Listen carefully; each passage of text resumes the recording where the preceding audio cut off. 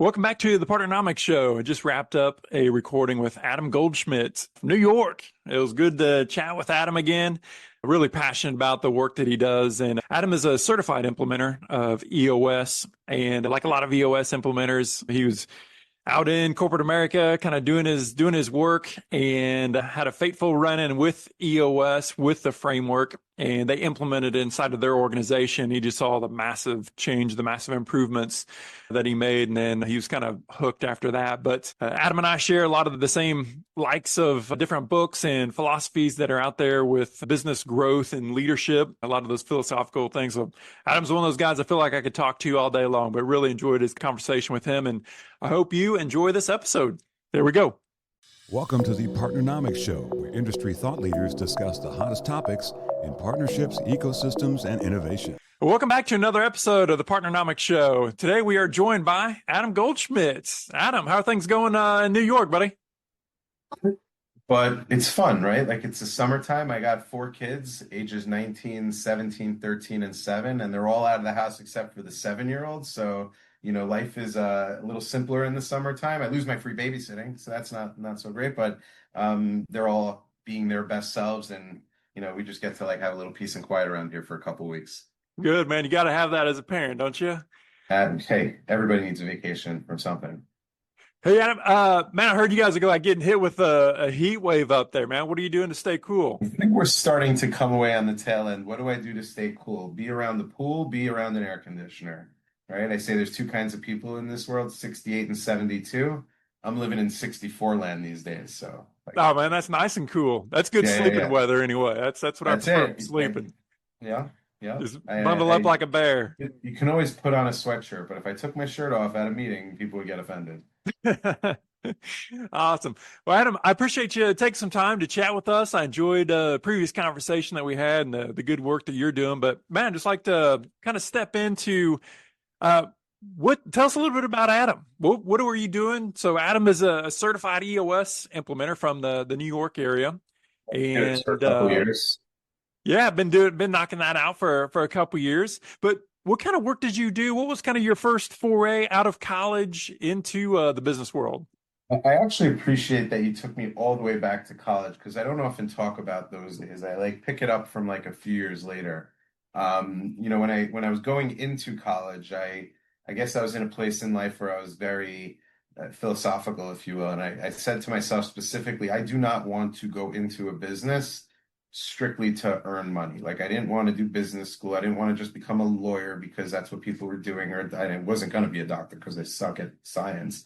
Dr. Adam would be a problem. But I very specifically went into college with I want to do something potentially liberal arts, right? I didn't want to be in finance. It wasn't my strong suit. It's not what I liked. I wanted to do something I enjoyed. I wanted to do something that added value.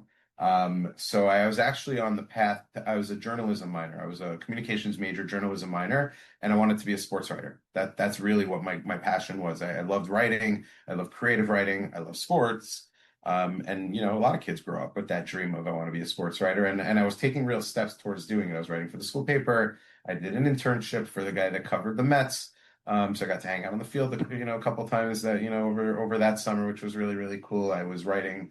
I worked at a website, and I was writing content for them before websites were creating content, talking about 1999. Before you can cheat like you can today. Yeah, 1999, 2000. I remember it was a company, it was called gist.com. And that summer got bought out by TV Guide, and they were the original online TV guide, because at the time you had to still buy a TV guide to know it was on TV, right? You didn't have the guide on the screen the way you have it anymore. So, and you didn't go online to read about it. So they were starting up, and they were growing really fast. I was writing all the sports articles for any big upcoming sports events. I had a preview of the NBA draft, and there was a Mike Tyson Evander Holyfield fight, I think, that summer that I wrote a piece on. But at the same time, I was also writing bios for the cast of Buffy the Vampire Slayer, and some of those things. I was but that's what you have to do in journalism. What I was learning through that process is you have to do some of the dirty work for a little bit, right? Before you really, really earn, your way to doing the big glamorous stuff. And forget about being on TV. That's not necessarily where I wanted to be, but to be in the local New York papers, to be the guy that is the beat reporter for the Yankees, that doesn't just happen, right? And it doesn't even just happen over the course of a couple of years. You got to go to some distant, faraway places. to get there first. So as I started to get ready for graduation, something else happened, a big impactful moment in my life. My father passed away. Oh So I man. was 20, I was finishing my junior year of college, going into my senior year. So that coupled with, some of that touchy-feely stuff earlier of me wanting to help the world and not do something for money, that started to go away a little bit. And I didn't really want to leave the New York tri-state area. I didn't want to get away from my family at that point in time. I wanted to be local. I'm the oldest of four myself. So I decided, okay, I had an opportunity to go to work in Dallas for the Fort Worth Star-Telegram, working on the out-of-town desk, where I would get paid a very, very small salary to write the little blurbs for anybody who's not playing in the Dallas-Fort Worth area. So if you wanted to know what happened with the New Jersey Devils, I would write that little 2-paragraph summary in the paper. It wasn't that exciting. I didn't want to go live in Dallas. It wasn't. Now I think I would like to live there, but I didn't want to go there then. So I decided, okay, you know what? I want to make money. So I did. So I decided that I want to earn money, and I took a sales job instead. It was for a company that did sports marketing, and we were selling advertising in college and professional sports yearbooks. So I was in ad sales, and I did that for the first 3 years. And that's kind of really, really winding back the clock, because a lot of stuff changed after that, right? I met my wife over the course of that time. I moved to the city, then I moved out of the city. We're getting ready to start a family. And as I was looking at the way, and I was young, I was 24 years old at the time. And I hadn't really experienced many businesses. I worked in a pizza store for, through high school and college and things like that. I hustled, I did a few side projects, worked in sleepaway camps, but I never was in a company. And what I started to realize, as I was getting a little bit further along and doing well, I was succeeding at that company, but I realized that the culture there was not what I wanted to be a part of, right? So I jumped, I left my desire to go do something that I love to earn some money, and then I was okay, that's why I wanted to do that originally, because it was really I felt like I was rotting away at my soul. And that company, again, now that I look back at it, I wouldn't even say that it was a toxic culture. It was toxic for me. There's a lot of people that are still at that company that are thriving, that love that place, and that treat it like it's, their home away from home. And they're awesome people that I'm still friends with to today. And that was 20 something years ago. But it wasn't right for me. And I needed to leave. And, and it was, I learned a very valuable lesson in that when you're in a situation, to talk to people. The more you talk about it, the easier it will be to get out of that situation, because somebody's got the answer. And if you don't tell them about the challenge, they're not going to be able to help you solve it, right? So it happened to be, I was at a dinner party. It was with my, a couple friend of ours, and I was telling him how much I hated my job these days. And he's like, it's funny, I have I'm working at this, he was a computer programmer, building websites at a web development agency. We're looking about hiring a salesperson. Maybe you should talk to the owners and see if that makes any sense for you. And I'm like, anything at this point, get me out of here. And then that was, the next big moment was okay, let's do this. I went, I met with these guys. It was a company called Blue Switch. I spent 13 years there. When I started, I was employee number 9. I was the classic example of the right person in the wrong seat, in the sense that they hired me to do sales and I could not sell a thing, which was not good, right? They loved me and the culture was awesome, right? Maybe even a little too awesome, because I had to come in and be the drill sergeant. Right. It was it was a tech company. So you got a dartboard, and you've got people playing, video games, and, eventually we had a foosball table and all sorts of ways to have fun around the office. And I wanted to get work done. So that was, I had to learn how to manage that, even, right? Not to manage it, to be on top of it, to accept it and to embrace it, and to realize that the people that work there, even if it was something that wasn't necessarily productive to me, it was helping them maybe do their jobs better. But I saw, that company I left, I was the COO. We were about 50 people at the time. We had a I was going whole to say bunch you of, worked your way all the way to being yeah, I the mean, I worked my COO. way. So well, it was Yeah, quite what a happened quite a is journey. about 9 months in, when they realized, I wasn't selling, we had a very difficult conversation. It's you can leave or you can stay, but if you stay, you can't do this job, and we're not going to continue to give you commission. So we actually decided that the concept would be that I would go into this project management seat. And I literally didn't know what a project manager did. I was 24 years old, and I was in a sales background, and I followed sports, and I was a journalist. So where would I ever have encountered what a project manager does? They laughed at me when I asked them, what does project manager do? And I'm like, oh, I guess they manage projects. And yeah, that's good for you. But but it was a neat because we were starting to get these bigger clients, high profile clients that the owner was bringing in, and he had great relationships, brands that many people are familiar with today that have grown tremendously since we worked with them. And we were building some of these companies' first websites, first e-commerce websites, and they needed somebody that can organize things and figure out what they wanted and when they needed it and how we were going to manage the budgets and the expectations, which the second I got into that, I realized this is actually my calling, right? Because I was always a very, structured, process driven in anything I did. The way I approached my writing, the way that I approached selling, anything I did was always a process, always a system, a spreadsheet, right? I'm the guy that always runs the fantasy sports league, right? Because I'm going to coordinate the draft date and, set up all the rules and do like that's the guy who I was. And it just clicked. Everything clicked from that point. I realized like this is what I do, and I was really, really good at it, and I was able to help that company a lot. Like, and we built a project management team, we built the development flow, we built project management processes and ways that we interact with our clients, and we accomplished amazing things. So that being was so process oriented, it's probably not a shock that you're quite the successful EOS implementer, right? You really believe in the process and the structure. Yes. Yes, and there are plenty of other EOS implementers that skew a little bit more towards the visionary, maybe a little bit more ADD than me also. And that's why they thrive and they're able to help their clients. But yeah, I'm very, it helps me way more than it hurts me.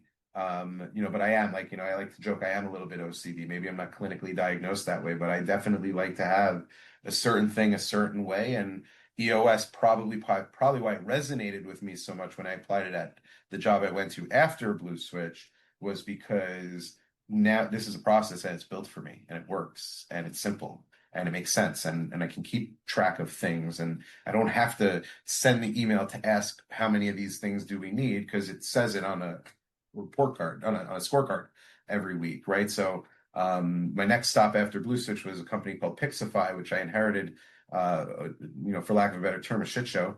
It was a larger parent organization had bought that company, so I was hired by the parent company, who coincidentally I work with a little bit to this day. I'm super close with them as well. But they had acquired this company and it wasn't going well. They brought me in to try to fix it. Spent about 2 years not fixing it, really like struggling and trying to figure out where do we take this thing from here because it was falling apart. And I didn't have the answers. And then EOS saved me, for lack of a better term. It was implemented into the corporate to net at work. And then they said to the practices, you need to bring this in. I had a good friend that was starting as an implementer at the time, which I learned. I didn't know what EOS was until then. And he's like, oh, I'm doing this thing. I'm like, that's funny. I'm doing it too.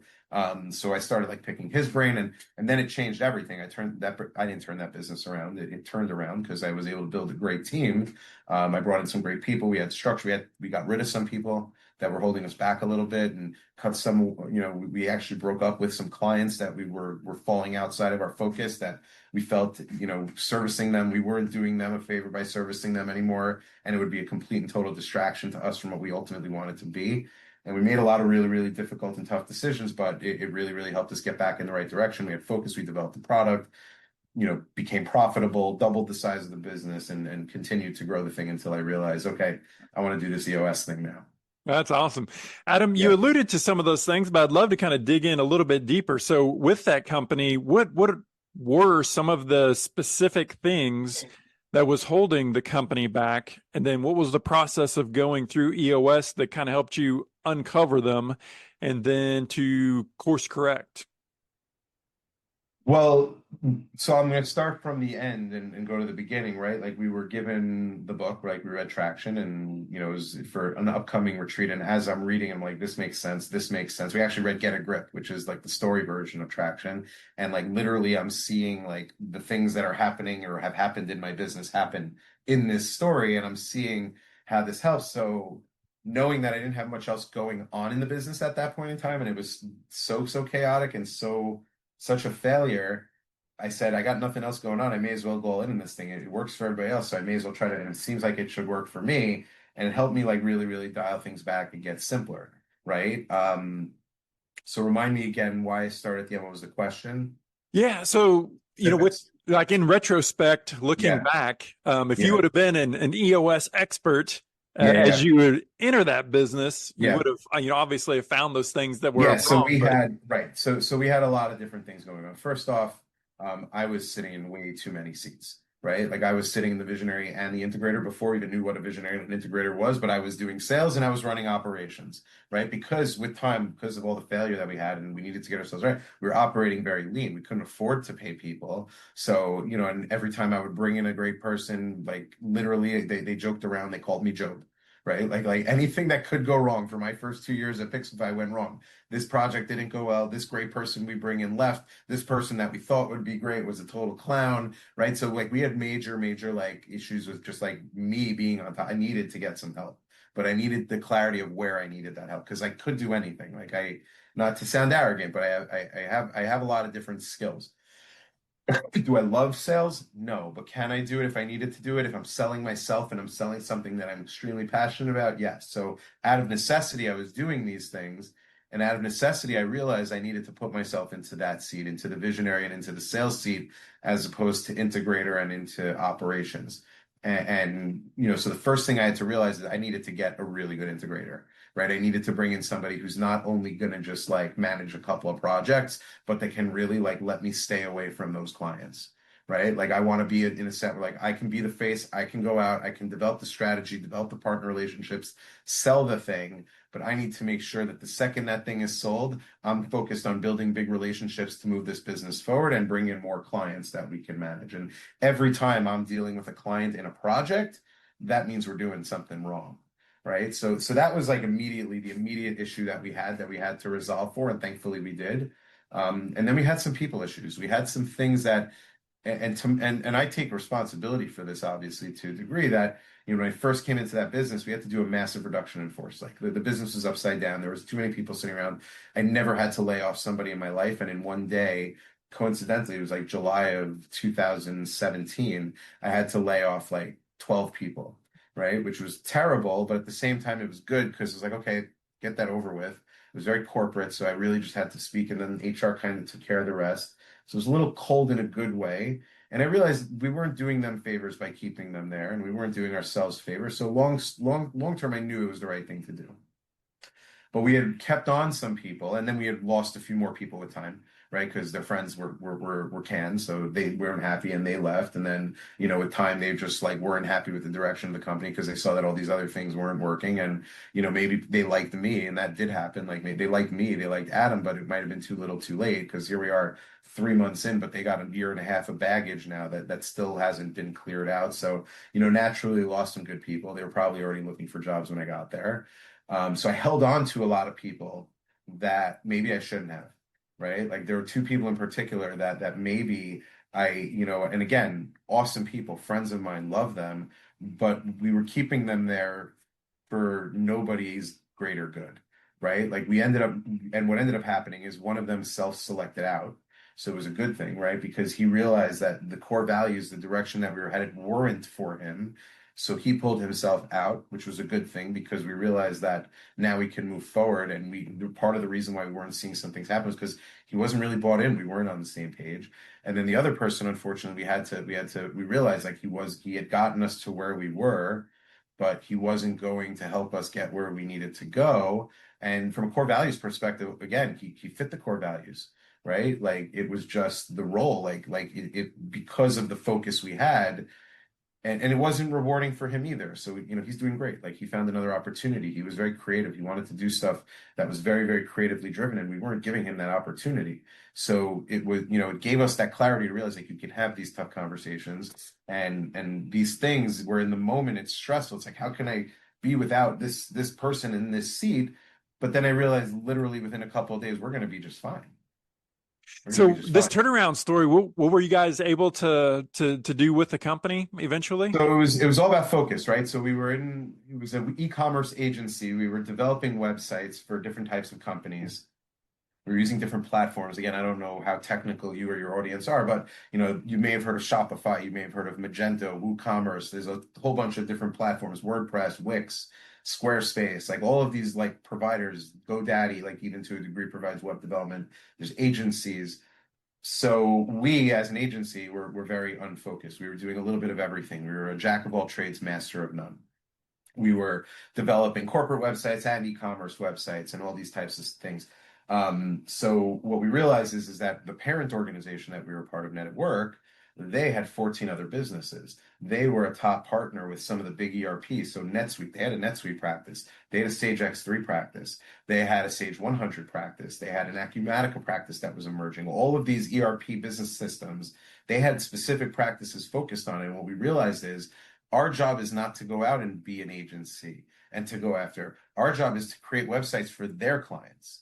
Right. So these large B2B sellers, not the, the sexy jewelry and cosmetics companies that I was accustomed to working with, which we were going for. No, we needed to work for the, the chemical manufacturer and the paint supply company and some of these businesses that didn't even sell direct to consumer. We needed to create an offering that would allow them to be able to sell in an online way and also deeply integrated with these very complex systems. Like if you had a complex business with complex pricing where every customer has a different price for every single product because of all the negotiated contracts, you need a lot of integrations there. So that's where we realized we had our strong suit. We were able to leverage the experience of those teams and some of those relationships, and we developed something called ERP Commerce. So that was a product, and it was that we also saw there was a gap in the market where people were buying websites on time and materials and fixed cost basis. We wanted to have a subscription solution which had the ability to be highly customized as well.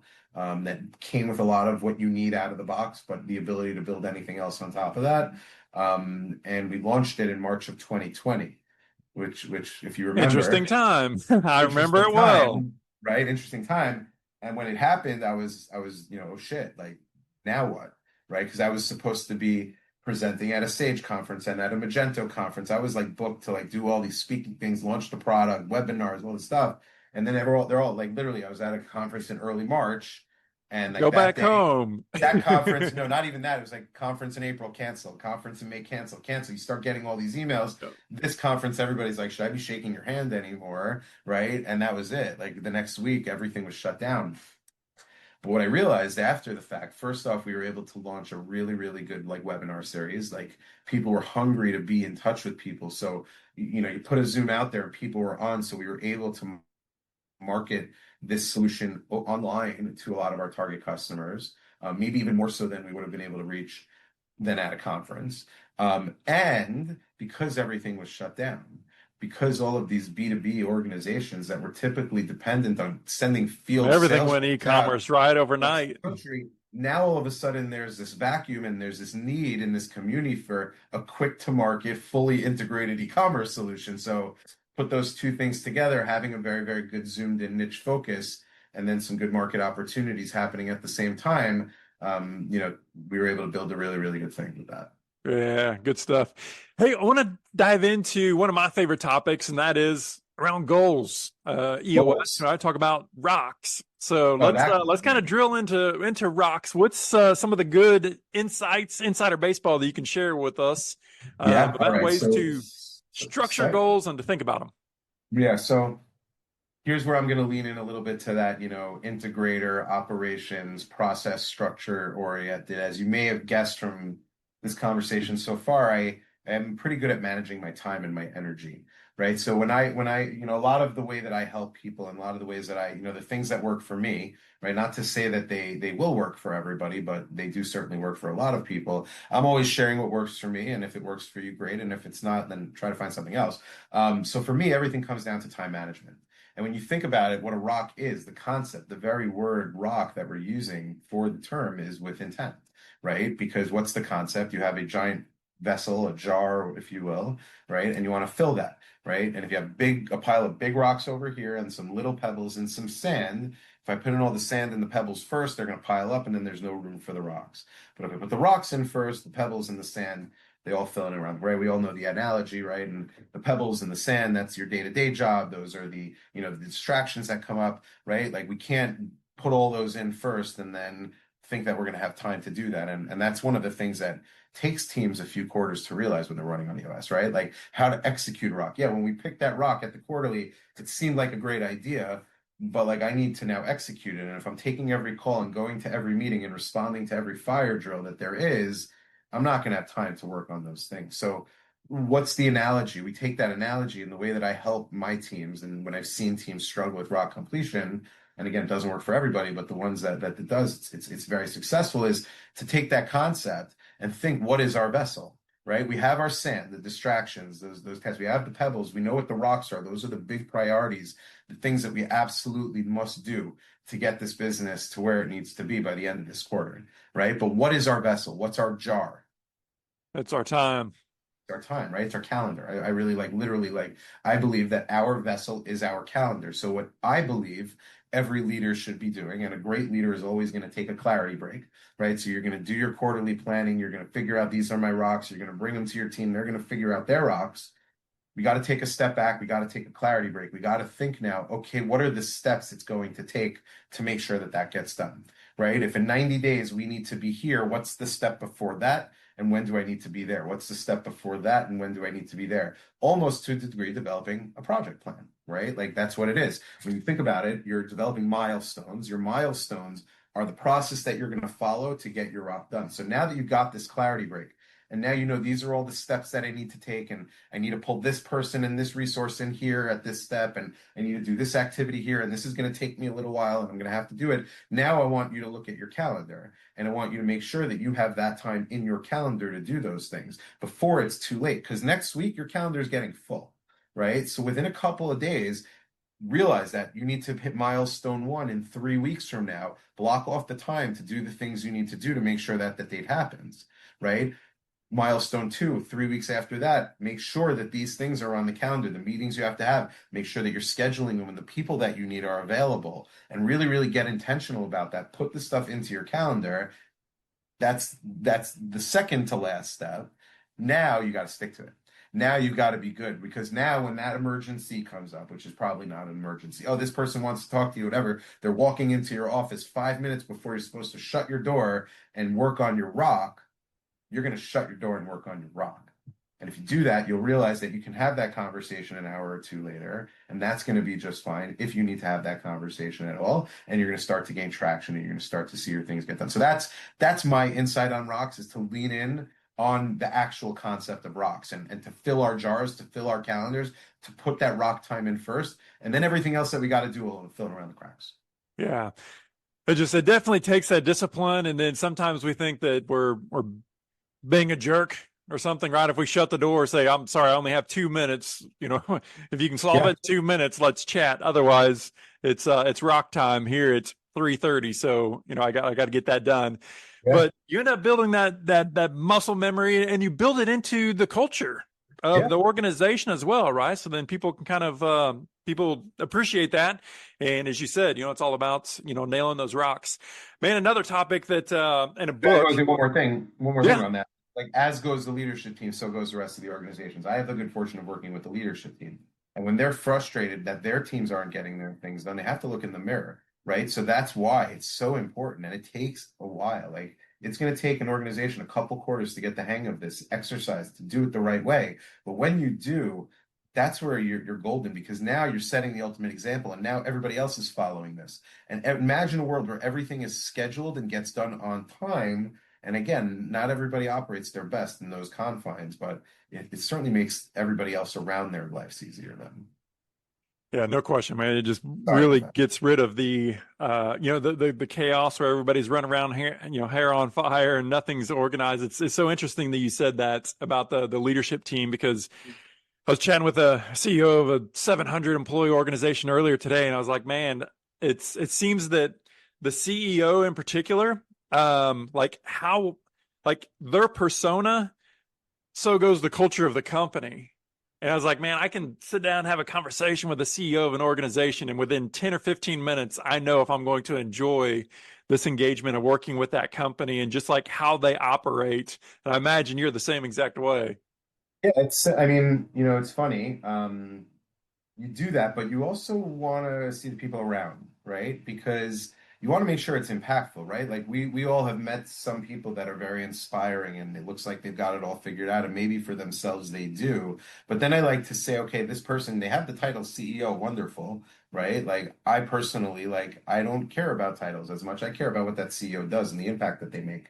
And to me, the ultimate measurement of what a great leader is how many other leaders they're able to produce. So if that great CEO is as great as I think he is, then I would look around him and see, are there other people that am I getting that vibe from this guy and this guy and this girl and this person, all these other people too? And if that's the case, then yeah, that's what good. And that's really when we think about it, that's intentional culture, right? When you start to see those companies that like it's so obvious that this is the place that I want to work because they figured this thing out, it's because of two things. It's because they've been intentional about it, right? They've designed this. This is not just a happy accident, right? And it's healthy, right? Like it's not, like there's a lot of people that design systems and culture and it's not healthy. Like I'll design and we call it command and control, right? Like that's not healthy. But yeah, I know that I want everybody to, be in on time every single day, even though I don't have to be in on time. And everybody's got to see me on every email, and everybody's got to send me a report at the end of the day of 3 things they did today. Like that's command and control. That's not healthy. That's not creating an environment where your people can thrive.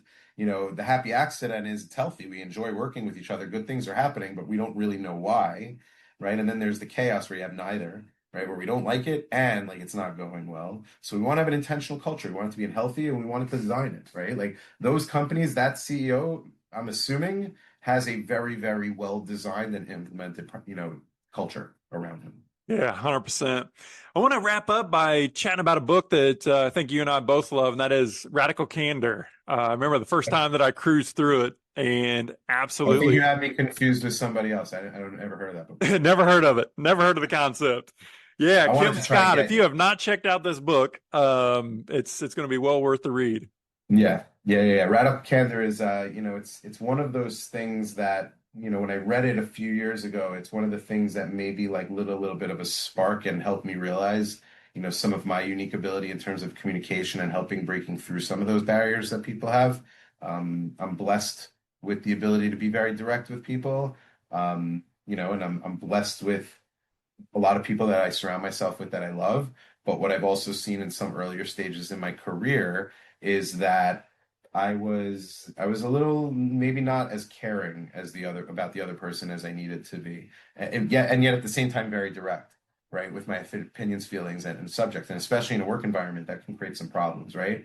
So radical candor was really the thing that like unlocked not only like where I am good at communicating, but how to make that so much better, right? And to really like when you feel like you're being obnoxious, and when you're being obnoxious to somebody, right? To dial up that care personally, right? That's the point of radical candor. Radical candor is about the concept of being able to address somebody directly while also caring about them deeply and personally. And if you could do that, you can be direct. You say what you need to say. They hear it the way it needs to be heard because you're being considerate of their feelings, their emotions, and you appreciate that person, right? Sometimes we really, really care about that person and we don't say anything, thinking that that's going to make them feel better or make us feel better, right? So when we're doing it because we don't want to insult them by pointing out this glaring weakness, that's what radical candor, the book, would call manipulative insincerity, right? Because, sorry, that's ruinous empathy, right? Manipulative insincerity is the next one. Ruinous empathy is like, I'm being empathetic to the person. I think I'm having their best interest in my mind, but by not saying anything, they're not fixing the problem and they're actually suffering more because of that.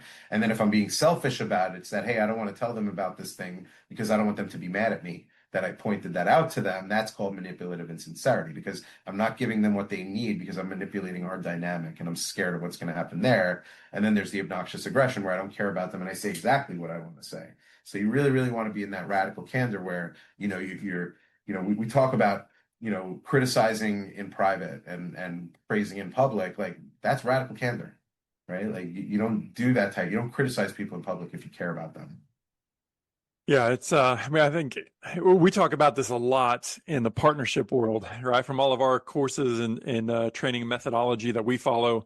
And I think that's a great sign of a leader as somebody that has radical candor. I mean, you can have those tough conversations. You're very empathetic. You're very tactful, but you really say it out of love.